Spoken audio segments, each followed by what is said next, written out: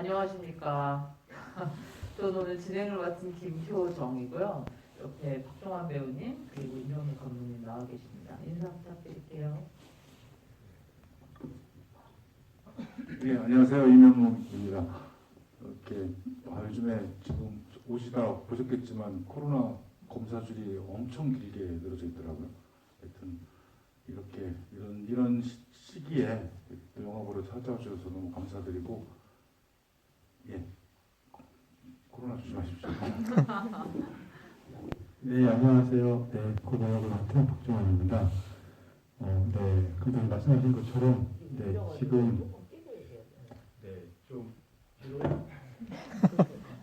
조심스러운 시기지만, 네, 그래도 이렇게 극장에서 인사드릴 수 있어서 기쁜 마음으로 네, 생각하고 있습니다.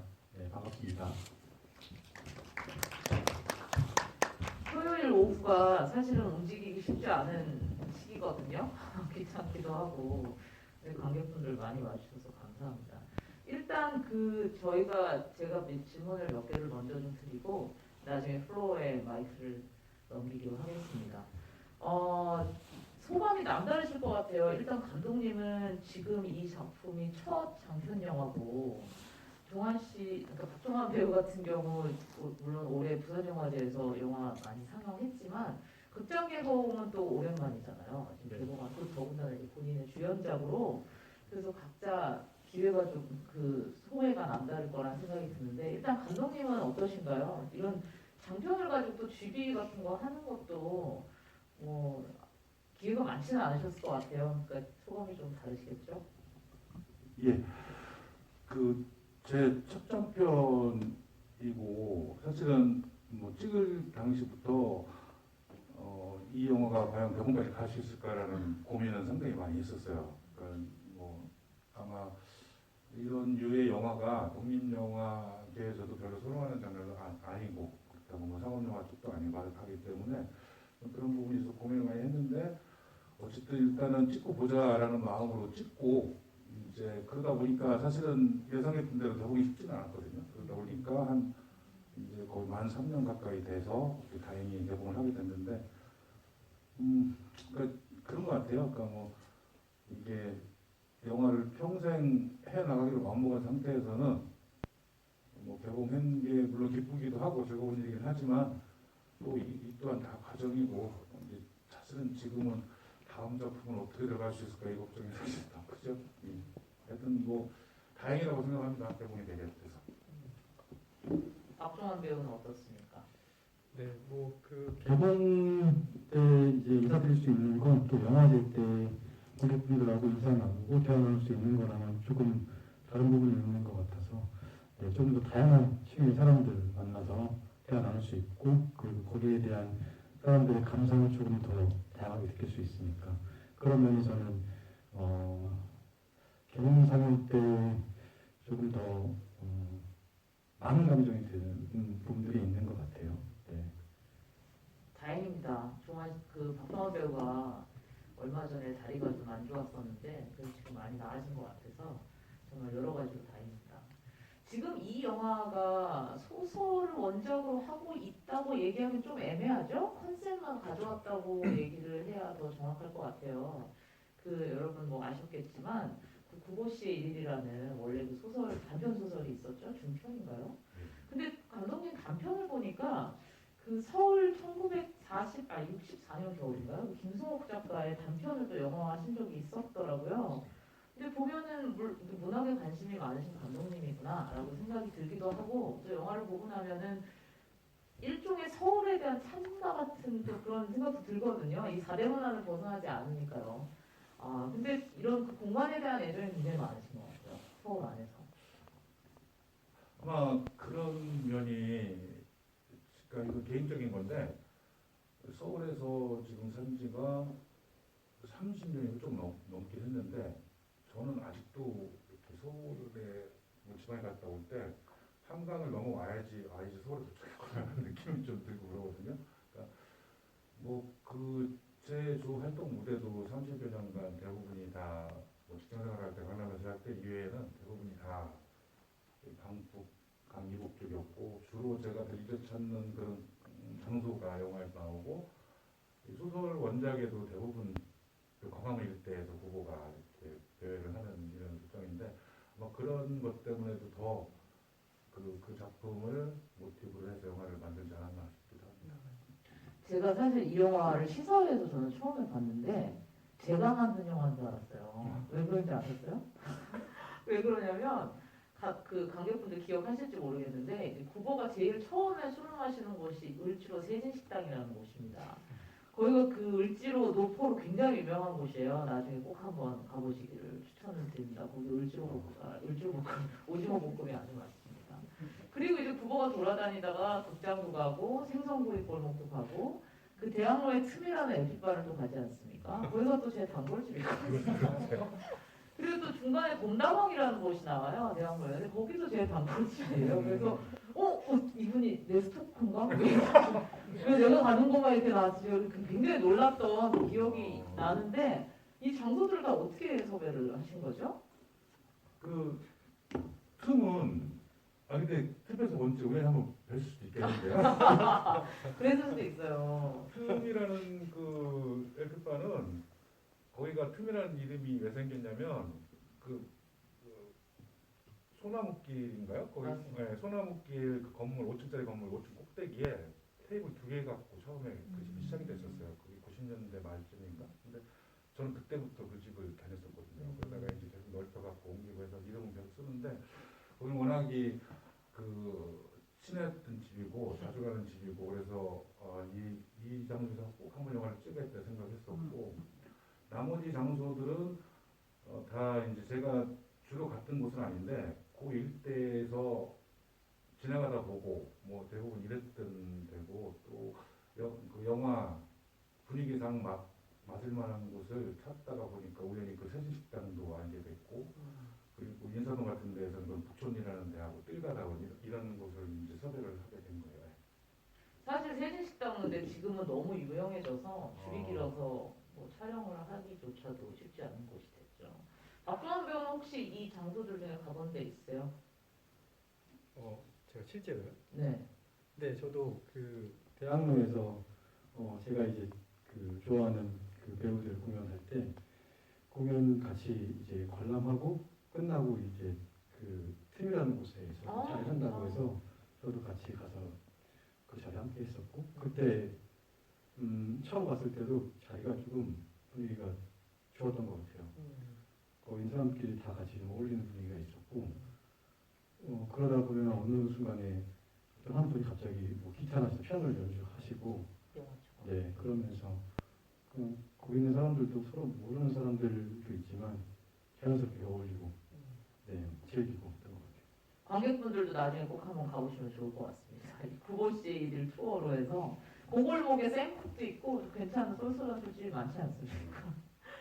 근데 이게 처음부터 흑백 이거 제가 보면서 이거는 칼라로 해도 좋았을 것 같다는 생각을 했거든요. 워낙 또 익숙한 곳들이고 해서. 근데 처음부터 흑백으로 꼭 해야 되겠다고 마음을 먹으셨던 건가요? 처음에 이제 시나리오를 쓰는 단계에서는 흑백으로 할까라는 정도의 생각이 있었고 그리고 이제 막상 촬영에 들어가기 전에 좀 흑백으로 가는 게 맞겠다고 마음을 붙였는데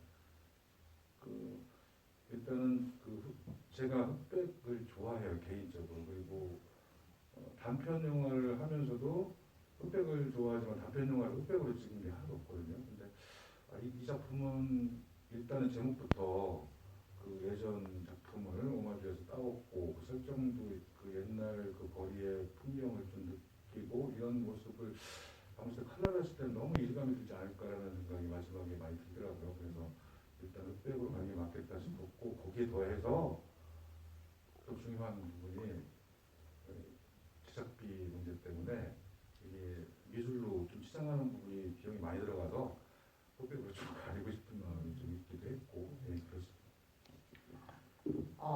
사실 뭐 관객분들 다 너무 잘 아시겠지만 이 영화의 가장 큰 스펙터클 중에 하나가 박종환과 김세벽 배우 이 쌍두마차의 출연 아닙니까? 거의 캐스팅으로 보면은 독립영화 블록버스터라고 할 수 있는데 이 캐스팅이 어떻게 성사가 된 겁니다. 어제 집에서 잠깐 말씀드리긴 했는데 좀 상세하게 말씀드리면 이 작품 제가 단편 영화도 쭉 하고 하면서 오디션을 전혀 안 보고 배우 캐스팅이 끝난 작품이 이게 유일해요.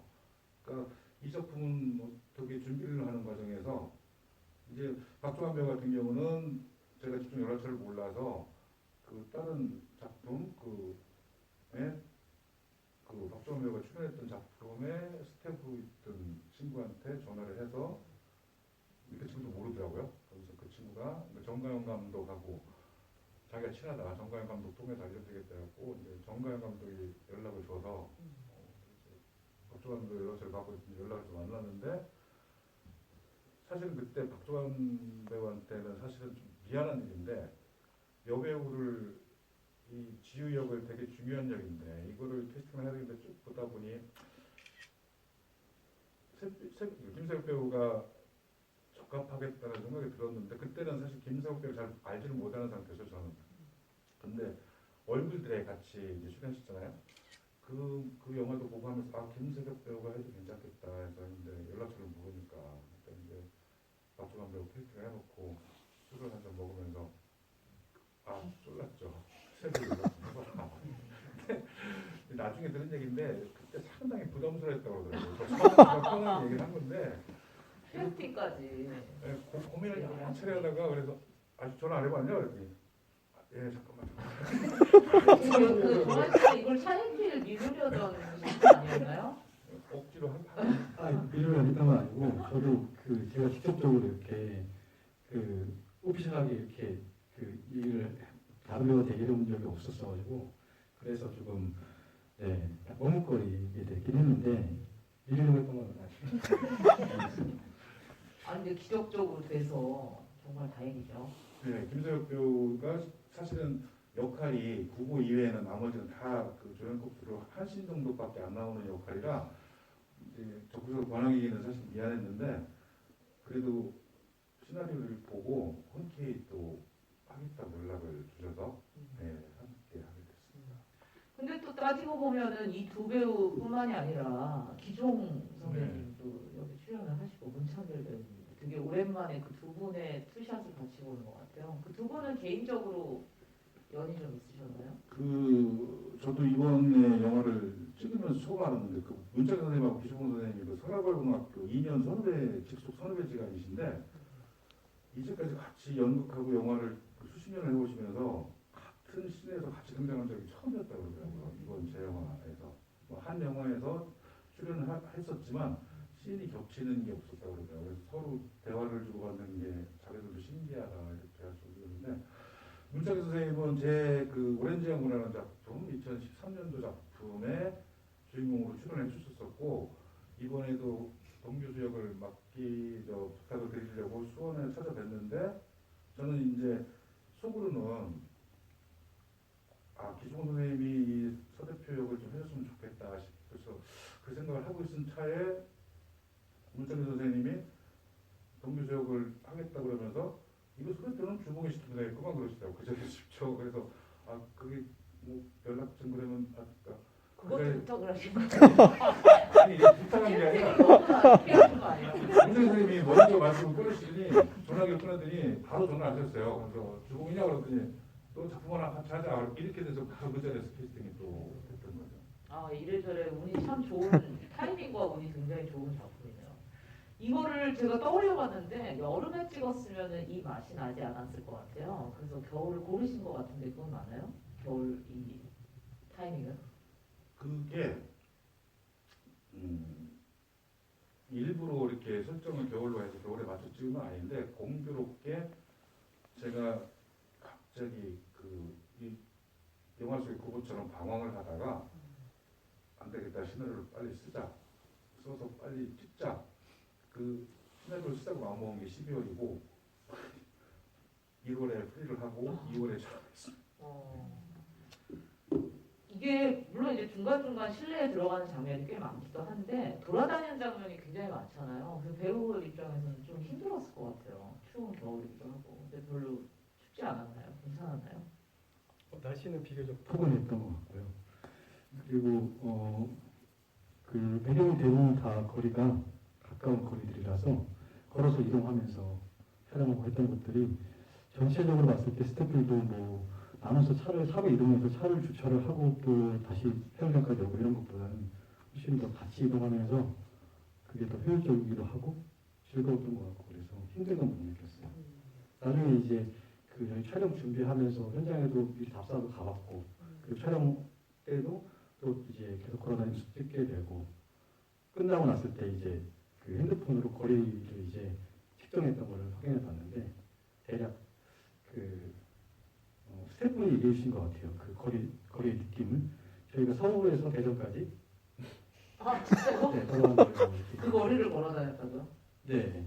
아 그게 사실 반경으로 따지면 얼마 안 되는데 계속 왔다 갔다 하니까 살 많이 빠지겠네요. 또 촬영하실 때. 이 사실은 박종원 배우가 영화를 많이 하셨지만 제가 본 중에 가장 대사량이 좀 작은 영화 중에 한 편인 것 같거든요. 그러니까 상대방이 말을 더 많이 하는 영화예요. 그리고 주로 듣거나 아니면 천천히 반응하는 그런 역인데 디렉션은 어떻게 해주셨나요?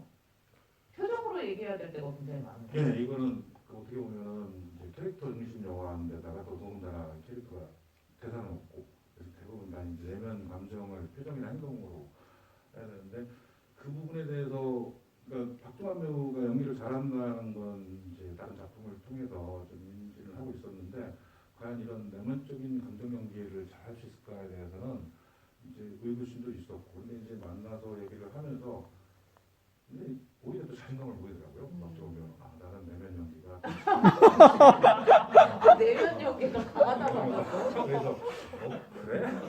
이제 근데 그래서 계속 그 너 마스크로 덮어놔서 다행이다. 좀 힘들던데. 아니 사실 근데 정말 이제 처음에는 큰 맥락별로의 감정 흐름, 그 다음에 이제 디테일한 신별로 감정 흐름 아니면 그 신내에서도 그 순간순간의 감정 흐름을 얘기하면서 하는데 결과적으로 보면 되게 잘 연기를 했어요. 그래서 되게 만족하고. 본인 말대로 됐네요. 결과적으로. 예. 그 박종환 배우의 그게 자신감이 마음에 듭니다. 그게 그 촬영 전에 사전에 그 틈이라는 그 장소에 갔을 때 그때 이제 술 한잔 마시고 말씀드린 것 같아서 그 장소가 좀 기억 때문에 그랬던 것 같고요. 네. 죄송합니다. 아니, 잘했어요 정말. 결과적으로 잘 됐다니까 잘 된 거죠. 근데 배우 입장에서는 대사량이 많은 게 더 나은가요? 아니면 더 없는 게 아니 그러니까 뭐가 더 힘든가요? 예를 들어 밤치기 같은 경우는 대사가 굉장히 많잖아요. 네. 그리고 이 영화는 상대적으로 훨씬 적은 편이고 어떤 역이 더 힘들던가요? 둘 다 힘든 것 같아요. 둘 다 힘들고 대사가 있으면 있는 대로 또 그 대사를 해야 되는 것들이 또 같이 이제 그 순간에 하게 되면서 대사도 준비한 대로만 하는 게 아니라 그 상황에서 또 오게 되는 변수를 받아들이고 하게 되고 상대방의 또 어떤 태도나 상대방의 반응을 또 내가 받아들이면서 하게 되고 이런 것들에 대해서 그래서 결국에는 대사가 없더라도 그 태도를 고민하게 되는 거죠. 그러면은 대사가 없을 때는 그 태도에서 이렇게 나올 수 있는 건 표정이나 몸짓이나 어떤 그런 이렇게 머뭇고 있게 되는 시간이나 이런 것들 때문에 같이 고민하는 거라서 그게 크게 다르진 않고 어려워요. 보면 그 움직임이 굉장히 느린 것 같아요. 걸음도 느리고 또 혼자 여수식당에서 소주 마실 때 천천히 술을 따라 먹는 장면이라든지 일반적인 박종환 배우의 움직임보다 훨씬 더 페이스가 느렸던 것 같아요. 이게 물론 장편 영화지만 일종의 영화 속 영화들처럼 작은 이야기들이 이렇게 막을 구성해서 가지고 있는 영화잖아요. 그래서 제가 감독님한테 여쭤보고 싶었던 게 이 작은 이야기들 중에 어떤 에피소드가 가장 마음에 드세요? 그 결과적으로는 결론적인 그 마지막 그 틈에서의 그 이몽과 지우 또 거기에서 이제 나름 뭔가를 깨닫고 느끼고 자기 감정 변화를 일으키는 그 신이 제일 중요한 신이라고 보고요. 네. 그리고 이제 흔히들 미니 플롯이라고 그러죠. 플롯이 연결성이 없이 딱 떨어지는. 근데 이 작품은 그것은 단순하게 또 미니플롯 맛으로 고정된 건 아니고 예를 들면 수연이라는 캐릭터 이런 캐릭터 통해서 또 이야기가 쭉 연결성 있게 흘러가게끔 그런 것도 같이 장치를 해놨고 이제 그런 부분이 같이 좀 느낌이 있었어요. 박종환 배우는 어떤 에피소드가 가장 개인적으로 좋아요? 저도 이제 어떤 변화의 그런 시점에서 바라볼 수 있게 되는 그 장면, 그 김재혁 배우랑 대화하는 지유랑 그 장면에서 그 촬영 때도 아주 깊은 인상이 있었는데 그 지혜가 이제 고모한테 하는 대사 있잖아요. 네, 그 제가 예전에 했던 얘기를 저한테 들려주는 그 대사에서 익숙해진다라는 것을 네, 얘기했죠. 네. 그때 실제 촬영할 때도 김재혁 배우가 저한테 말을 하는 것 같았어요.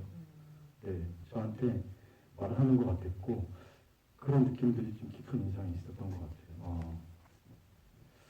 뭔가 제가 이 시나리오를 보고서 내가 한번 잘 해봐야 될 생각을 했던 것도 그만큼 제가 느꼈던 어떤 그 정체되어 있는 느낌들, 뭔가 이렇게 환기를 하고 싶어하는. 근데 그게 마음에만 있고 이렇게 잘 실행이 안 되고 있는 상황과 약간 비슷했었는데 그러면서 촬영을 맞이하다 보니까 김재혁 배우가 그 대사하는데도 저한테 약간 그런 말을 거는 것 같은 느낌들이 있어. 영화 보는데도 그게 고스란히 좀 느껴지더라고요. 김세혁 배우의 그 목소리 톤에서 또 그런 약간 진실됨이 또 느껴지잖아요. 저는 개인적으로 짧았지만 그 출판사 대표들이 앉아있던 그 굴욕적인 몇 분이 저는 굉장히 인상적이 좋았었어요. 그러니까 누구나 살면서 그런 굴욕적인 몇 분 때문에 굉장히 오랜 시간 동안 상처를 받거나 하니까 저는 그걸 보면서 계속 좀 기억에 남았던 것 같아요. 그리고 제가 궁금했던 건 그런 그 하나의 에피소드들이 궁극적으로는 그 엔딩으로 가기 위한 어떤 장치처럼 느껴지는데 서울극장 앞에서 고시원 이웃이 갑자기 청첩장을 주는 그런 설정 있잖아요. 근데 그거는 크게 없어도 됐었을 것 같은데 왜 굳이 꼭 넣으셨을까 하는 궁금증이 있었죠. 그 말씀을 드리자면 좀 얘기 들려줄 수는 있는데 일단은 등장시킨 캐릭터들이 처음에 그 집주인부터 해서 도서관에서 또 이렇게 막 헛소리를 짓거리는 남자도 그렇고 이런 그 극장 앞에서 표를 주는 그러니까 그 사람들의 그 세상을 바라보고 살아가는 방식을 얘기하고 싶어 갖거든요. 그러니까 예를 들면 집주인 같은 경우는 뭐라고 표현을 할까 그 무슨 챙겨주는 척 하면서 결국 자기 실속 차리는 사람들의 대표적인 그런 모습을 그리려고 하는 거거든요. 예를 들면 맨날 나방비도 이제 집에서 집구석에만 있으니까 젊은 사람이 집에만 이렇게 이제 좀 바깥으로 쐬야지 하는 게 걱정해 주려고 하는 게 아니라 좀 나보다 반대나 난방비 너무 많이 나온다. 그래서 부부가 저녁에 들어온다는 얘기가 하는데 대놓고 뭐 저녁에 들어와라는 식으로 저녁에 들어올 거죠? 라고 먼저 이렇게 얘기를 해버린다든가 이제 이런 사람들의 모습. 그리고 그 청첩장 주는 그 장면은 그러니까 그런 모습들을 주변에서 많이 보는 것 같아요. 그러니까 그 5, 6년 전에 잠깐 옆방에 살았던 사람인데도 자기의 뭔가 뭐 이동을 위해서는 되게 친근한 척을 하고 마지막에 바쁘다고 또 그것만 목적 이루니까 핵 사라져 버리고 이제 이런 살아가는 사람들의 한 일종의 그런 모습을 보여주려고 그런 캐릭터들을 좀 넣은 거고 도서관 남자 같은 경우는 세상을 너무 진지하게 바라보고 결국은 종교적으로 이렇게까지도 몰입이 되는 이런 이제 유형을 하나 대표적으로 놓은 거고 그런 게 좀 있었어요.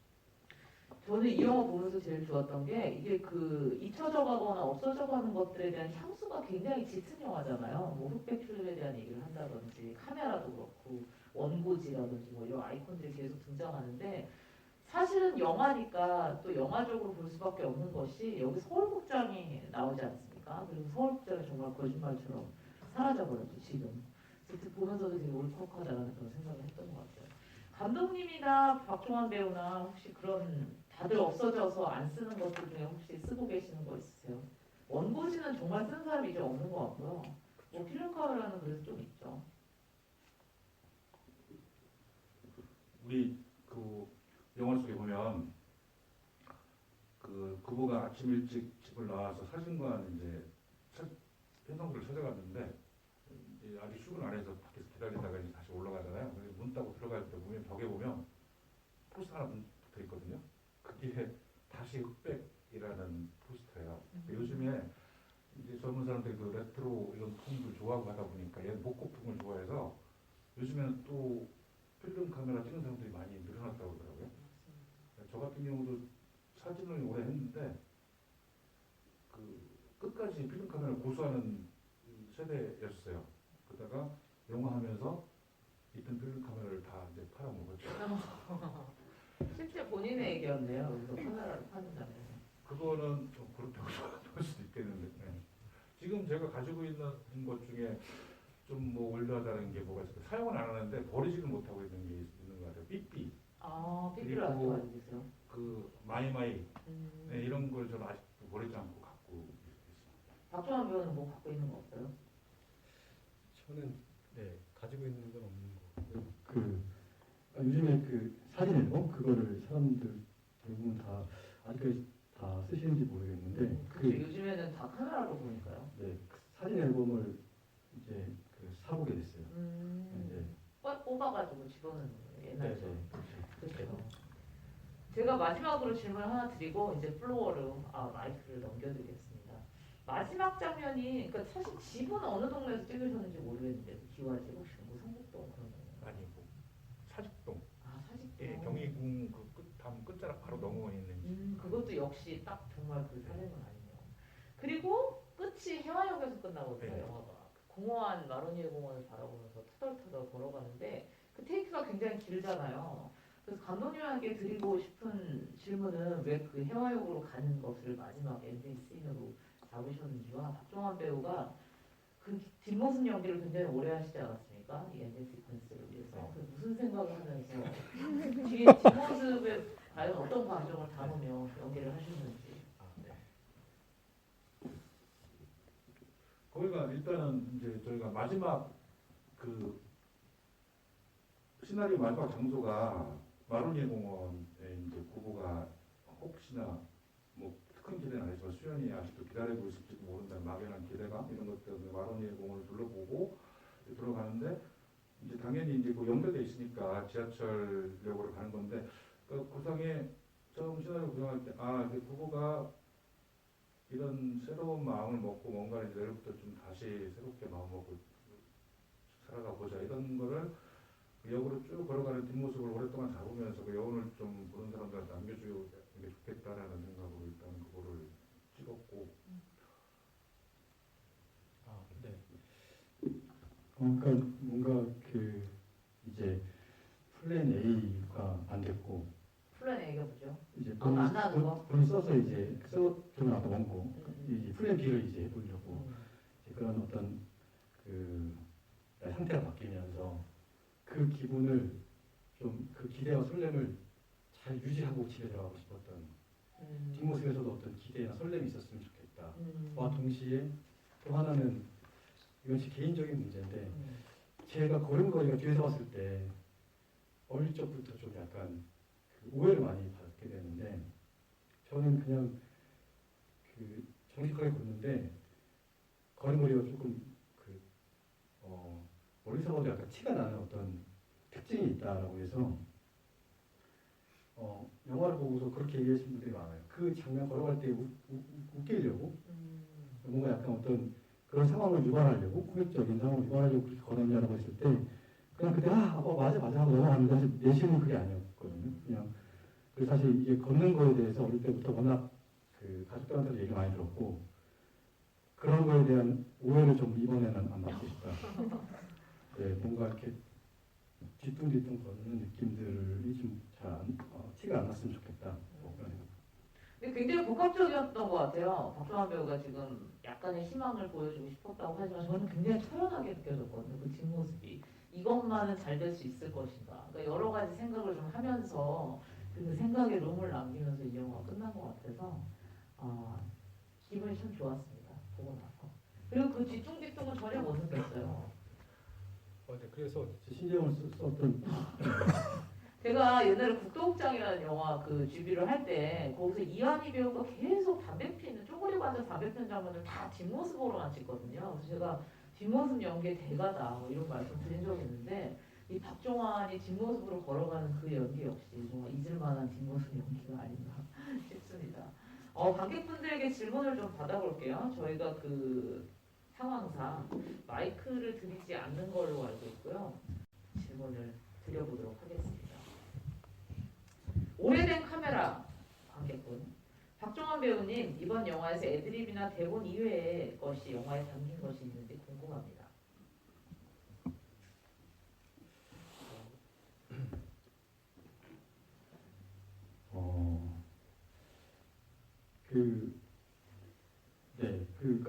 아까도 말씀드렸던 것처럼 그 대사 외에도 사실 대사와 동일시하게 생각을 하는 거, 어떤 그런 반응하는 것, 뭐 표정이나 몸짓 이런 것들은 좀 즉흥적인 게 있었던 것 같아요. 받아들임에 있어서 좀 즉흥적으로 표현됐던 부분들이 있었던 것 같고요. 그리고 글의 어떤 뭔가 결과적인 건 없었던 것 같다는 생각이 듭니다. 대사 자체가 별로 없어서 대사 드립은 아마 그렇죠. 대부분 반응하는 역이라서 그리고 단답형으로 얘기하잖아요. 대부분 후보가 애드립이 쉽지 않았을 것 같아요. 쑥스럽게 인사하는 프로도 이 아이디 정말 귀엽지 않습니까? 쑥스럽게 인사하는 프로도 관객분이 극중에서 지우가 자신의 연기와 선배에게 익숙해지지 않고 설렌다는 말을 하는데요. 최근 감독님과 배우님을 설레게 한 것은 무엇인지 궁금합니다. 아주 심오한 질문이네요. 최근 뭐 때문에 설레셨어요? 박종환 배우 뭐 때문에 설렌 거 없어요 요즘에? 설레는 뉴스? 설레는 뉴스요? 네. 저 올해 잘 보낸 것 같아요. 올해 너무 잘 보낸 것 같고, 그렇죠. 네, 그래서 정말 내년이 좀 기대가 되는 느낌들이 있는 것 같아요. 뭐가 딱 짚어서 어떤 것 때문에 기대가 된다라기보다는 올해 잘 보냈으니까 내년에도 아주 기분 좋게 지낼 수 있지 않을까. 네, 이런 기대들이 있고 그렇습니다. 그쵸. 박종환 배우 영화가 혹시 안 보셨다면 컨버세이션이라는 영화가 있었고 절의 고도라는 영화 또 둠둠이라는 영화 이 세 편이 모두 부산영화제에서 상영이 됐잖아요. 이제 곧 극장에 나오겠죠. 그럼 그때 또 관객분들 찾아주셨으면 좋겠습니다. 감독님은 뭐 설레는 뉴스 없어요? 예, 저는 진짜 기본적으로는 영화가 이렇게 개봉을 진행하는 자체가 기본적으로는 이제 설렘이 사실은 생각보다 커야 되는데 그렇게 크진 않아요. 그래요? 별로 설레지 않으세요? 어쨌든 너무 이게 이제 저도 극중에 그 부부처럼 너무 담담해지고 이렇게 익숙해져서 그런 건 아닌가 싶기도 하고. 근데 저도 지금 사실은 뭐 계속 오늘 아침에도 생각을 하고 계속 생각하는 게 뭐냐면 오늘은 어떻게 좀 하루를 새롭게 뭔가 좀 다르게 살아볼까 이런 고민을 매일같이 해요. 그렇지 않으면은 뭐 환경도 코로나에다가 뭐에다가 미세먼지에다가 여러 가지 또 뭐 앞으로 다음 작품 어떻게 될까 이런 고민에만 쌓여 있다 보면은 너무 정치되고 또 깔아지고 이렇게 무기력해지니까 뭐래도 오늘은 뭔가 또 새로운 걸 좀 보려고 하고 계속 그렇게 살아가는 것 같아요. 고보 씨랑 굉장히 비슷하네요, 감독님이. 뭐 상당 부분 아무래도 본인의 얘기도 있었겠어요. 그렇죠. 그러니까 많이 그런 게 누구는 주변에서 보면은 저랑 친한 사람들 네 얘기 아니냐 그러는데 내 얘기도 될 수 있고 나처럼 아니면 뭐 문학 예술 쪽 특히나 뭔가 이제 자신이 원하는 바를 위해서 노력하고 이렇게 고생하시는 분들은 다 해당이 되지 않을까라는 생각합니다. 박태원 씨가 환생해서 여기 앉아 계십니다. 박태원 소설가가 이런 질문을 하셨어요. 요거는 좀 준비를 하셔야 될 것 같아요. 박종환 배우님이 가장 마음에 들었던 본인의 내면 연기씬 어떤 장면인지 궁금합니다. 본인이 봤을 때 본인의 내면 연기가 가장 마음에 들었던 기억에 남는 장면. 네, 촬영할 때 모니터링을 하진 못했지만 영화 보면서 이제 선배한테 원고를 보여주고 선배랑 백반을 먹으러 가서 선배한테 이제 그거에 대한 얘기를 들을 때 좀 뭔가 약간 그 순간에 좌절되는 마음도 있지만 복잡했을 것 같은 상황들에 대해서 복잡하게 생각을 하고 연기했던 것 같아요. 어떻게 보였으면 좋겠다는 생각조차 못할 정도로 그냥 복잡하게 생각을 가지고 연기했는데 그걸 제가 그 관람하면서 보게 되면서 그때 좀 어떤 그 뭔가 불확실한 것들에 대한 그렇지만 또 뭔가 이렇게 응시를 해야 되고 그런 것들이 좀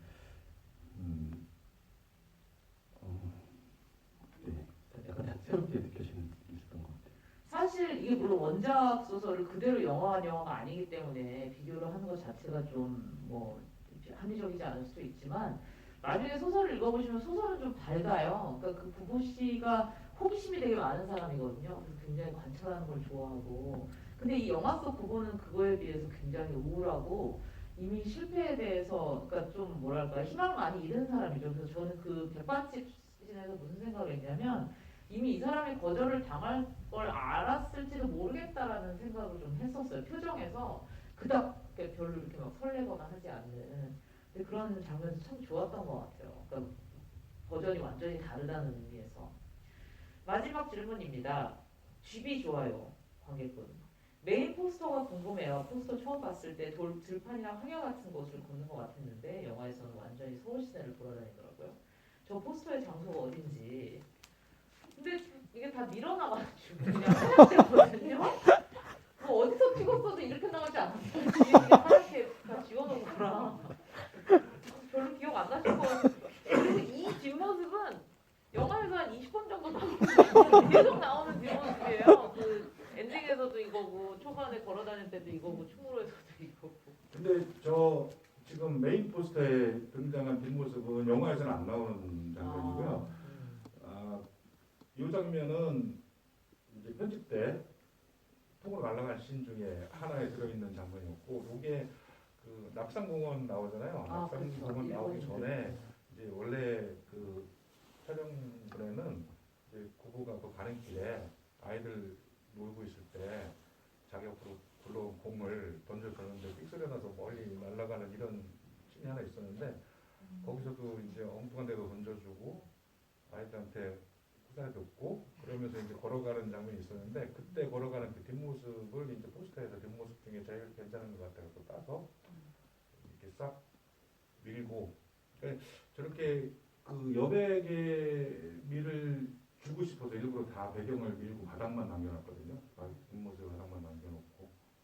네, 그렇습니다. 그 낙산 얘기하시니까 거기서 일본인 관광객들 나오잖아요. 예. 제가 열심히 들으려고 노력을 했는데 뭐 시아와세, 뭐 행복에 대한 얘기, 그러니까 결과적으로 그러니까 감독님이 쓰신 건가요 그 대사를? 아니, 일본인 대사는 제가 따로 안 쓰고 그 일본어를 잘하는 한국인들을 섭외를 해서 여기서 한국 배우예요 그러면? 둘 배우가 아니라 일반인들이에요. 일반인들인데 거기서 얘기를 해라. 근데 나중에 이제 영화를 다 찍고 나서 그 내용에 대해서 무슨 얘기를 했냐. 나중에 물어보세요. 그랬더니 이게 좀 그 약간 된장녀스러운 얘기를 많이 했더라고요. 여기서 뭐 돈 많은 남자한테 여기서 뭐 프로포즈 받고 싶고 뭐 이런 얘기. 그래서 야, 이거 혹시라도 그 일본 사람들이 보면 이미지가 안 좋아질 텐데 안 되겠다. 그래서 후시 때 내용을 바꿔서 다시 땄어요. 내용이 바뀌었군요. 이렇게 아름다운 곳에서 남자한테 프로포즈 받고 싶다 이런 식으로 말을 이제 다시 후시 녹음해서 그걸 붙여갖고 나왔습니다. 재밌는 비하인드네요. 영화 속에서 알코올 향이 많이 나는데 실제 술을 드시고 찍으신 장면이 있나요? 네. 다예요? 다 실제 술 먹는 장면은 다 술을 먹으면서 찍었어요. 아 그래요? 소주는 정말 소주를 예. 먹나요? 박정환 배우 대단하네요. 박정환 배우 그 여수식당에서 딱 두 계산하고 병 나올 때 보면 얼굴이 빨갛지. 그거 저 메이크업인 줄 알았어요. 아니에요? 실제로 제작비가 없는데 무슨 문장까지 쓰겠어요? 아니 뭐 이렇게 뭘 달라는 거야 단순한. 그럼 두 병을 드신 거예요? 두 병까지 안 두 병까지는 안 먹었던 것 같아요. 네. 놓여 있는 거 두 병이었고 네, 앞으로는 그 술을 안 먹고도 흥분 연기해야 할 수 있을 텐데, 네, 또 그런 장면이 있는 보여줄 수 있는 기회가 있다면 다음 술을 먹지 않고도 네, 잘 소화할 수 있는. 근데 이 영화 보고 나면 진짜 술 마시고 싶어요. 그 너무 맛있게 잘 드셔줘서 그러신가 봐요. 물론 실제로도 술을 또 좋아하실 수도 있고 하니까. 이게 너무 근데 그 어느 순간엔 그렇게 하는 게 익숙해져 버리니까. 또 네. 익숙해지면 안 되죠. 영화에 또그 프레임워크가 아니니까 프레임워크가 익숙해지면 안 된다는 게 굉장히 또 중요하니까. 감독님이 사실은 이걸 좀 즐기고 모든 게 새롭고 설레야 되는데 앞에 걱정 때문에 그렇지가 못하다 그런 얘기 하시는 있을 때 제가 좀 마음이 짠했는데 근데 지금 구상하고 계신 건 어떤 프로젝트인가요? 아 그거 참 그 원래 처음 영화는 이게 아니라 그 시나리오가 나온 지가 벌써 5년이 넘었거든요. 5년 됩니다. 근데 제작비도 좀 많이 들고 또 투자 진행도 안 되고 있고 그래서 이 영화 선회를 해서 이것도 찍은 건데 제 바람이 있다면은 그 영화가 예전에 시나리오가 나오고 지금도 갖고 있는 그 영화가 바로 들어갈 수 있으면 제일 좋고 안 그러면 또 뭐 이런 말하기 그렇지만 또 제작 지원을 받아야지 영화를 또 찍을 수 있으니까 그럼 또 제작 지원이 용이한 소재 이런 걸 또 어쩔 수 없이 그런 걸 또 해야 되는 현실이 있거든요. 그래서 그거에 좀 제작 지원이 좀 용이하게 받을 수도 많아 지금 트리트먼트를 하나 써본 게 있는데 어떤 것이 제작 지원을 용이하게 받을 수 있는 트리트먼트인가요? 저도 학생들한테 가르쳐 주게 아니 그건 정답은 없죠. 정답은 없는데 그러니까 이제 그것도 참 좀 달라요. 많이 보면 그 영진이 같은 데에서 지원해주는 그런 그 소재하고 또 기관마다 영진이 지원받은 이런 작품들은 부산이나 전주 같은 데 영화제를 거의 못 가요. 또 거기서 보는 사람들은 또 다른 시선으로 작품을 보기 때문에 이게 참 그 심사위원이 누구냐에 따라서 다르고 그러니까 여러 가지 이거 저 이번에 개봉 지원을 받게 된 것도 1차 때는 안 됐고 그 한 1년 후에 또 한번 내볼까 해서 냈는데 그때는 또 심사위원들이 또 좋게 봐주셔서 개봉 지원을 또 받게 된 건데 어쨌든 정답은 없는데 그래도 제가 하려고 했던 그런 얘기가 너무 안 먹히니까 그거랑 다른 방향으로 좀 준비를 해야겠다는 생각을 하고 있습니다. 근데 결과적으로 또 감독님은 캐스팅의 운이 또 굉장히 좋으시잖아요. 또 분명 또 환상적인 캐스팅으로 다음 작품을 하실 것이라고 저는 꼭 확신합니다. 박정환 배우는 너무 많죠? 앞에 놓여 있는 것들이 요즘에 일이 또 엄청 많으시잖아요. 많이 하셨고 작년에 실제로 네. 어떤 것들이 이제 곧 계획되어 있나요? 이제 제가 또 다른 작품 인사드릴 수 있는 것들은 근데 아직까지 뭐 이렇게 개봉이나 그 극장 상영할 어떤 시기들이 정해진 게 아니라서 언제가 될지 다 모르겠는데 일단 올해가 지나가고 새해가 오면 내년에 드라마 넷플릭스 드라마인데 소년 심판이라고 형사로 나오죠? 네 맞습니다. 그 작품으로 인사를 드릴 수 있을 것 같아요. 박정환 배우 영화를 제가 다 봤는데 예술가 역을 제일 많이 하신 것 같아요. 이거 작가까지 합치면요. 뭐 조각가라든지 그렇지 않아요? 작가는 2번 하셨어요. 그리고 단편까지. 전혀 기억을 못하고 제가 아마 맞을 겁니다. 저는 보는 게 직업인 사람이니까. 근데 여태까지 그 형사도 한 2번 정도는 하시지 않았나? 형사는 처음이었나요? 이번 그 드라마가? 형사 2번. 형사 2번 한 맞나요? 것 같아요. 네. 그러니까 여태까지 안 해본 직업이나 한 번도 해보지 않은 역할 해보고 싶으신 거 있어요? 아니 그런 건 없는 것 같아요. 딱히 근데 없어요. 지금까지 제가 했던 역할들에 기반이 돼서 또 너무 전혀 다른 거를 또 어떻게 해보면 또 재밌을 수도 있지만 제가 했던 연기에 대한 그 모습이나 그런 것들이 조금 담겨서 약간 그래서 그렇게 해볼 수 있으면 제일 좋은 것 같아요. 근데 워낙 또 스펙트럼이 넓으셔서 뭐 사이코 패스도 해보셨고 그리고 공장에서 일하는 어떤 청년 역할도 해보셨고 정말 다양한 학교 선생님부터 정말 다양하게 역할을 해보셔서 특별히 안 해본 거 찾기가 사실은 더 힘들죠. 오늘 관객분들 너무 많이 와주셔서 저는 되게 개인적으로 저도 즐거웠고요. 감독님 그리고 박정환 배우 소감 한마디씩 하시고 저희 인사하고 이제 떠나겠습니다. 네, 이렇게 그 주말이고 또 그리고 아까 잠깐 말씀드렸지만 다시 또 조심스러운 시기가 있음에도 불구하고 이렇게 극장 찾아주셔서 너무 감사드리고요. 네, 그리고 그 영화가 조금 어떤 이 연말의 분위기와 또 약간 어울릴 수 있는 영화라고 생각이 들어서 영화 보셨으니까 통해서 제 작은 바람은 조금이나마 위로를 받으셨으면 좋겠고 그리고 가시는 길 조심히 살펴 돌아가시고 새해 복 많이 받으세요. 고맙습니다. 예, 이렇게 황금 주말에 여기 오셔서 영화 봐주시고 해서 너무 감사드리고 김철욱 배우가 요즘에 워낙 바빠서 사실은 개인적으로는 같이 좀 참여해서 관객분들하고 만나 뵙고 했으면 좋았을 텐데 좀 아쉽긴 한데 어쨌든 우리 훌륭한 박주관 배우라고 이렇게 지부에 참여해서 내면 연기에 내면 연기에 대가라고 꼭 붙여주시기 바랍니다. 아마 박주관 배우 찍어놓은 작품들이 많이 개봉할 거예요. 더 이제 많이 좀 찾아가 봐주시고 그리고 저도 이제 또 다음 작품 준비해서 또 곧 다음 작품을 한번 또 찾아뵐 테니까 그때 와서 좀 봐주시고 부탁드리겠습니다. 오늘 와주셔서 감사드리고요. 건강 조심하시고요. 네, 감사합니다. 감사합니다.